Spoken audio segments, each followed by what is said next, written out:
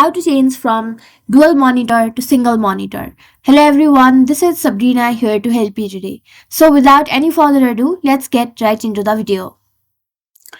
First, go to your start menu and then go to settings. After that, go to system and then go to display. Here, if you have used two displays or dual monitor, it will appear in this section.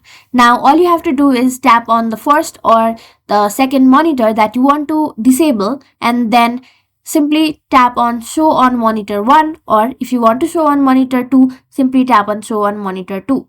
Next, NVIDIA graphic card user can also do it via their graphic device manager. So simply right click, then go to show more options.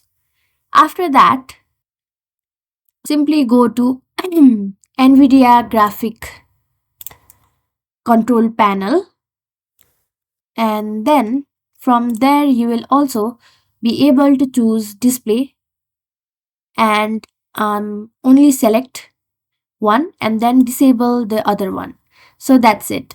Thank you for watching this video. Make sure to like, share and subscribe to our YouTube channel. If you got any questions, comment them down and I'll catch you in the next one.